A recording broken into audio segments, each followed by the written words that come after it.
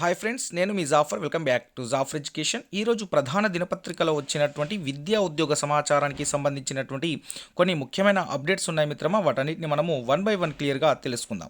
అదేవిధంగా TET and డిఎస్సికి సంబంధించినటువంటి free PDF notes, materials, daily current affairs updates మన యొక్క వాట్సాప్ గ్రూప్లో ఫ్రీగా అందించబడతాయి మిత్రమా. మీకు కావాలి అనుకుంటే వాట్సాప్ లింక్ నేను కామెంట్ సెక్షన్లో పిన్ చేసి పెడతాను. తప్పకుండా మన యొక్క వాట్సాప్ గ్రూప్లో జాయిన్ అవ్వండి. Quality PDF notes and materials మీరు ఫ్రీగా పొందవచ్చు మిత్రమా.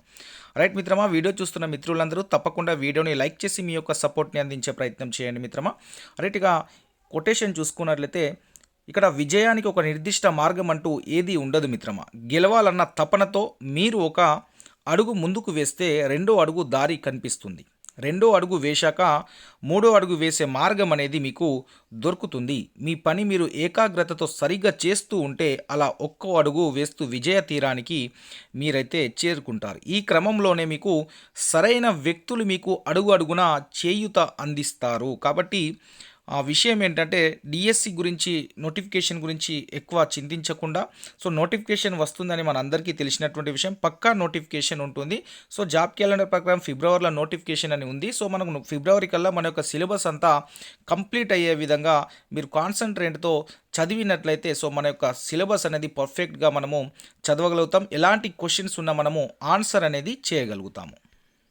కాబట్టి మీ యొక్క ప్రిపరేషన్ అనేది కంటిన్యూ ఉండాలి. ఎప్పుడు మధ్యలో ఆగకూడదు. మధ్యలో ఆపేసినామంటే మనం విజయానికి దూరం అవుతున్నట్టు లెక్క మిత్రమా. సో మీరు కంటిన్యూ ప్రిపరేషన్లో ఉన్నట్లయితేనే మనం జాబ్ని సాధించగలుగుతాం. మీరు అనుకున్నటువంటి టీచర్ జాబ్ ఈజీగా మీ దగ్గరికి వస్తుంది మిత్రమా. రైట్, ఇక్కడ ఒక విషయాన్ని గమనించే ప్రయత్నం చేద్దాం. మొన్న పేపర్లో వచ్చినటువంటి విషయాన్ని చూడండి. నేను చెప్తున్నాను ఏంటంటే టీచర్ల ప్రమోషన్లు అయితే, స్కూల్ అసిస్టెంట్ పోస్టులు అయితే పెరిగే అవకాశం ఉంది. ఇక్కడ టీచర్ల ప్రమోషన్లు అనే విషయం మళ్ళీ ఎందుకు వచ్చింది అంటే ఇక్కడ సో మొన్న already school assistant PGHM promotion ఇచ్చిన దాంట్లో చాలామంది పీజీహెచ్ఎంలు మళ్ళీ రిటైర్మెంట్ కావడం అనేది జరిగింది. మళ్ళీ చాలా వేకెన్సీస్ అనేవి పీజీహెచ్ఎంలో ఏర్పడడం జరిగింది మిత్రమా. రైట్, ఇక్కడ ఒక విషయాన్ని గమనించినట్లయితే మళ్ళీ ఆ ప్రభుత్వం అయితే స్కూల్ అసిస్టెంట్లని మళ్ళీ పీజీహెచ్ఎంగా ప్రమోట్ చేయడానికైతే ఆలోచనలు ఉన్నట్టు సమాచారం మిత్రమా. సో అందుకనేసే ఈ యొక్క విషయాన్ని కూడా ఆ పేపర్ వాళ్ళు మొన్న రాయడం కూడా జరిగింది. దాన్ని గమనించండి. రైట్, ఇక్కడ టీచర్ల ప్రమోషన్లో స్కూల్ అసిస్టెంట్ పీజీహెచ్ఎం ప్రమోషన్స్ అయితే ఇచ్చే అవకాశం ఉంది. సో హెచ్జిటిటి స్కూల్ అసిస్టెంట్ ప్రమోషన్లు అయితే ఉండవు మిత్రమా ఇప్పట్లో. సో వాటికి టైం పడుతుంది. రైట్, ఇక్కడ ప్రమోషన్లు జరిగితే, స్కూల్ అసిస్టెంట్ పీజీహెచ్ఎం ప్రమోషన్లు జరిగితే తప్పకుండా స్కూల్ అసిస్టెంట్ పోస్టులు అనేటివి పెరుగుతాయి.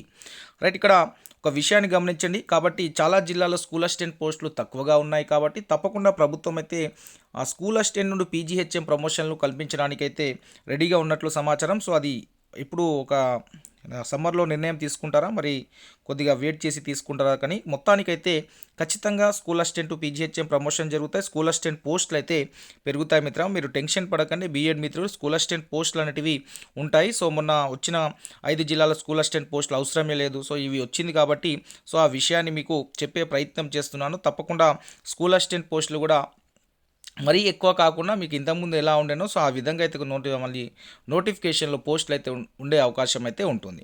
ఇక ఎడ్జిటి మిత్రులకు సంబంధించి అయితే అన్ని జిల్లాలో ఎడ్జిటికి సంబంధించినటువంటి ఖాళీలు ఉంటాయి. దానికి టెన్షన్ పడకండి. ప్రతి జిల్లాలో వేకెన్సీస్ చూపిస్తారు. ప్రతి జిల్లాలో రిక్రూట్మెంట్ అనేది జరుగుతుంది. రాబోయే డిఎస్సి నోటిఫికేషన్లో మీ జిల్లాల్లో ఉన్నటువంటి ఎన్ని పోస్టులు వేకెంట్ ఉన్నా ప్రతి ఒక్క పోస్ట్ని మీకు ఫిలప్ చేయడం జరుగుతుంది. డిఎస్సి నోటిఫికేషన్లో రెక్టిఫైడ్ చేసి సో ఎంతతో నోటిఫికేషన్ వస్తుంది దాంట్లో భాగంగా ఎడ్జిటి మిత్రులకు ప్రతి జిల్లాలో ఖాళీలు అనేటివి మాత్రం కంపల్సరీగా ఉంటాయి. సో దాన్ని మీరు దృష్టిలో ఉంచుకోండి. సో ఉండవు అనేది ముచ్చటైతే లేదు ఎడ్జిటికి సంబంధించి. ఇక స్కూల్ అసిస్టెంట్కి సంబంధించి కూడా సో ఈ యొక్క ప్రక్రియ జరిగినట్లయితే మీకు స్కూల్ అసిస్టెంట్ పోస్టులు ఉండే అవకాశం అయితే ఉంటుంది మిత్రమా. సో దాన్ని గమనించే ప్రయత్నం చేయండి. ఇక రెండో విషయం మిత్రం, ఇక్కడ నేను చెప్పే విషయం ఏంటంటే చాలామంది మిత్రులు అడుగుతారు టెట్కి అంటే ప్రాథమిక కీకి ఫైనల్ కీకి ఏమైనా డిఫరెన్సెస్ ఉంటాయి. రైట్, టెట్ యొక్క ఇనిషియల్ కీ కావచ్చు, ఫైనల్ కీ కావచ్చు. కొన్ని సెషన్లలో 3 నుంచి 4 మార్కుల డిఫరెన్సెస్ ఉండే అవకాశం ఉంది. అంటే యాడ్ అయ్యే అంటే చేంజ్ అయ్యే అవకాశం ఉంది. కొన్ని సెషన్లో 1 నుంచి 2 క్వశ్చన్స్ అనేది మారే అవకాశం అయితే కనిపిస్తూ ఉంది. సో ఇది ఇనిషియల్ కీకి ఫైనల్ కీకి ఉండే డిఫరెన్స్ అయితే ఈ విధంగా ఉండే అవకాశం ఉంది. కొన్ని సెషన్లలో 3 నుంచి 4 క్వశ్చన్లు చేంజ్ అయ్యే అవకాశం ఉంది. అంటే ఆప్షన్ చేంజ్ కావచ్చు, లేకపోతే 2 ఆప్షన్స్ ఇవ్వచ్చు, లేకుంటే క్వశ్చన్ని తీసి యాడ్ స్కోర్ ఇచ్చే అవకాశం ఉంది. కొన్ని సెషన్లో 1 లేదా 2 క్వశ్చన్స్ అయితే చేంజ్ అయ్యే అవకాశం అయితే కనిపిస్తుంది. సో ఈ విధమైనటువంటి స్వల్ప తేడా అయితే ఇనిషియల్ కీకి అండ్ ఫైనల్ కీకి అయితే ఉండబోతుంది. దాన్ని గమనించే ప్రయత్నం చేయండి మిత్రమా. నెక్స్ట్ ఇక్కడ ఒక అప్డేట్ కనిపిస్తుంది మనకు వేసవి తర్వాతనే సర్పంచ్ ఎన్నికలని కనిపిస్తుంది.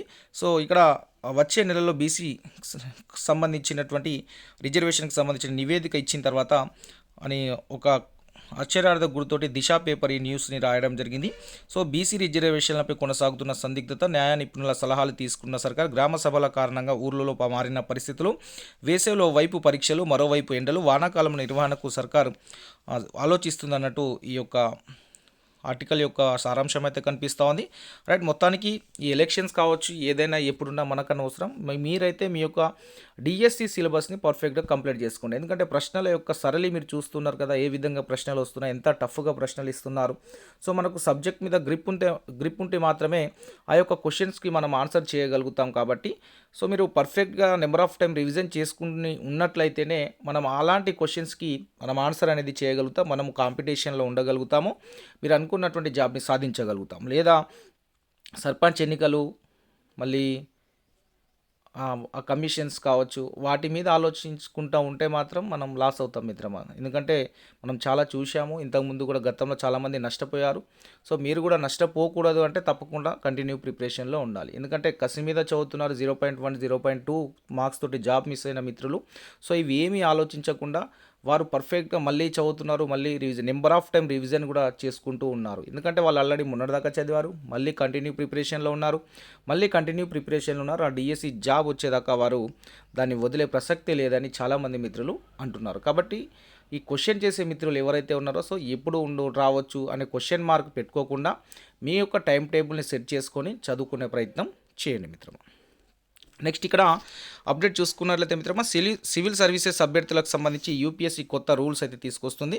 సో ఇక్కడ చూసుకున్నట్లయితే గతంలో ప్రిలిమినరీ పరీక్ష అర్హత సాధించిన తర్వాతనే అభ్యర్థుల వయసు రిజర్వేషన్లు ధృవీకరించే పత్రాలు సమర్పించేవారు. కానీ గత ఏడాది మాజీ ఐఏఎస్ ప్రొఫెషనల్ అధికారి పూజా ఖెత్కర్ కేసులో తప్పుడు ఓబీసీ మెడికల్ సర్టిఫికేట్ సమర్పించిన కొలువు దక్కించుకున్న సంగతి తెలిసిందే. ఈ కేసులో ఆమె దివ్యాంగుల కోట్లలో ఐఏఎస్కు ఎంపికైనట్లు తేలడంతో ఆమెను డిబార్ చేస్తూ యూపీఎస్సీ ప్రకటన జారీ చేసింది. సో జనవరి 22న విడుదలైన సివిల్ సర్వీసెస్ ఎగ్జామ్స్ రూల్స్ 2025 ప్రకారం సివిల్ సర్వీస్ పరీక్షకు ఆన్లైన్ దరఖాస్తు చేసుకునే సమయంలోనే అప్లికేషన్లో పుట్టిన తేదీ, ఓబీసీ, ఎస్సీ, ఈడబ్ల్యూఎస్ దివ్యాంగుల మాజీ సైనికుల వివరాలు, విద్యా అర్హతలు, సర్వీస్ ప్రిఫరెన్స్లు పేర్కొనాలని స్పష్టం చేసింది. అలాగే వాటిని రుజువు చేసే పత్రాలను కూడా అప్లోడ్ చేయాలని వారు చెప్పడం జరిగింది.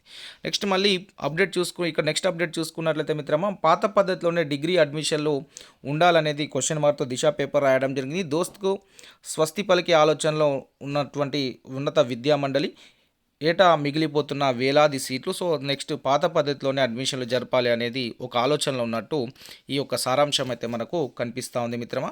రైట్ మిత్రమా, వీడియో చూస్తున్న మిత్రులు తప్పకుండా వీడియోని లైక్ చేసి మీ యొక్క సపోర్ట్ని అందించండి. ఇక ముఖ్యమైన కరెంట్ అఫైర్స్ చూడండి మిత్రం, ఇక్కడ వాణిజ్యంలో వచ్చినటువంటి పద్మ అవార్డులకు సంబంధించిన క్లియర్గా మీకు ఈ యొక్క క్లిప్ని కూడా నేను మీకు వాట్సాప్ గ్రూప్లో షేర్ చేస్తాను. తప్పకుండా ప్రతి ఒక్కరు వీటిని యొక్క నోట్ చేసుకొని వీరికి ఎలా వచ్చింది, దేంట్లో వచ్చింది, ఎప్పుడు వచ్చింది అనే విషయాన్ని తప్పకుండా మీరు నోట్ చేసుకోవాల్సిన అవసరం ఉంటుంది. Padmashri Arundhati Bhattacharya, so State Bank of ఇండియాలో 1977లో ప్రొబేషనరీ అధికారిగా చేరిన అరుంధతి భట్టాచార్య అక్టోబర్ 7, 2013లో నుంచి అక్టోబర్ 6, 2017 వరకు చైర్పర్సన్గా ఉన్నారు. ఎస్బీఐకి తొలి మహిళా చైర్పర్సన్గా కూడా ప్రస్తుతం సేల్స్ ఫోర్స్ చైర్పర్సన్ CEO బాధ్యతలుగా చేపడుతున్నారు. సో ఈమెకు పద్మశ్రీ అవార్డు రావడం జరిగింది సో వాణిజ్యంలో. కాబట్టి ఇలాంటి వ్యక్తుల పేర్లను మీరు అరుంధతి భట్టాచార్య ఈమె పేరు ఎస్బీఐలో ఇంతకుముందు పనిచేశారు. సో ఇలా దీంట్లో స్టాక్ జీకేతో పాటు కరెంట్ అఫైర్స్ కూడా ఉంది. సో వారి యొక్క గతంలో చేసిన పనుల గురించి కూడా విషయాలు ఉన్నాయి. సో మీరు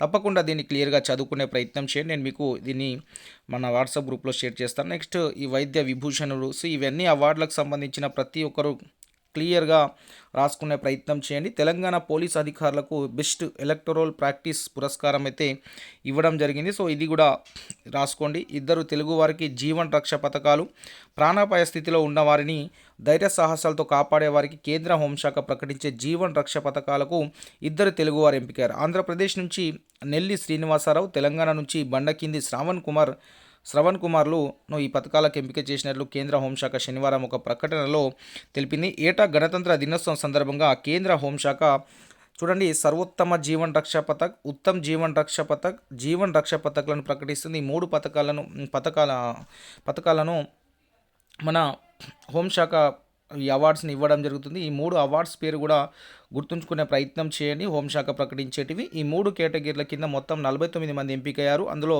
సర్వోత్తమ్ పథకం కింద 17 మంది, ఉత్తమ్ కింద 9, జీవన్ కింద 23 మందిని ఎంపిక చేశారు. వీరిలో 6గురికి మరణానంతరము ఈ పురస్కారాలు అయితే లభించడం జరిగింది. ఈ పథకాల కింద మెడల్, కేంద్ర హోంశాఖ సంతకం చేసిన అభినందన పత్రం, నగదు బహుమతి అయితే ఇస్తారు. సో వీటిని క్లియర్గా మీరు రాసుకునే ప్రయత్నం చేయండి, ఎందుకంటే మీకు చాలా యూస్ఫుల్గా ఉంటుంది. నెక్స్ట్ ఇక్కడ ఈఐసిబిఐ వైస్ చైర్మన్గా లక్ష్మీకాంతం బాలయ్య నాయుడు గారు అయితే ఎంపిక చేయడం జరిగింది. సో దాన్ని గుర్తుంచుకునే ప్రయత్నం చేయండి.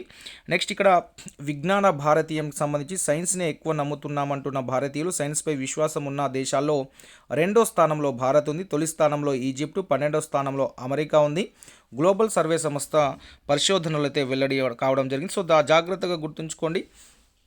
సైన్స్ని ఎక్కువ నమ్ముతున్న దేశాల్లో భారతదేశం యొక్క స్థానం ఎంత అంటే 2వ స్థానం. మొదటి స్థానంలో ఏది ఉందంటే ఈజిప్ట్ ఉంది. 12వ స్థానంలో ఏది ఉందంటే అమెరికా ఉంది. సో దాన్ని మీరు గుర్తుంచుకునే ప్రయత్నం చేయండి. ఈ యొక్క ఆర్టికల్ని కంప్లీట్గా చదివే ప్రయత్నం చేయండి. ఇక్కడ పట్టిక కూడా ఉంది. సో సైన్స్పై విశ్వాసం ఉన్న టాప్ 10 దేశాలు సంబంధించిన ఇక్కడ ఉంది. సో ఫస్ట్ అయితే మన ఈజిప్ట్ ఉంది, సెకండ్ ఏమో భారత్ 4.26 పాయింట్స్తో ఉంది, నైజీరియా 3.98 పాయింట్స్తో ఉంది, Kenya 3.95, Australia 3.91, Bangladesh 3.91, Spain 3.90, Turkey 3.90, అదేవిధంగా న్యూజిలాండ్ 3.88, అర్జెంటీనా 3.87 పాయింట్స్ తోటి టాప్ 10లో ఉన్నటువంటి దేశాలు. సో ఇక్కడ ఈ టాప్ 10లో ఉన్న దేశాల పేర్లని కూడా మీరు గుర్తుంచుకునే ప్రయత్నం చేయాలి.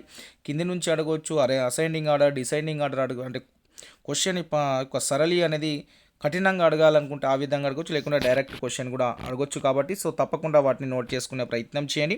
క్రీడా విభాగంలో కూడా పద్మభూషణ్ అవార్డు శ్రీజేష్కు ఇవ్వడం జరిగింది. అశ్విన్తో పాటు మరో 3గురికి పద్మశ్రీ అవార్డులు కూడా ఇవ్వడం జరిగింది. సో వీటిని కూడా మీరు నోట్ చేసుకునే ప్రయత్నం చేయండి మిత్రమా. ఇంకే అప్డేట్స్ ఉన్నా వాట్సాప్ గ్రూప్లో ఎప్పటికప్పుడు అందించబడతాయి. తప్పకుండా వీడియో ఉపయోగపడిందంటే తప్పకుండా లైక్ చేసి మీ యొక్క మిత్రులకైతే షేర్ చేయండి మిత్రమా. Thank you so much.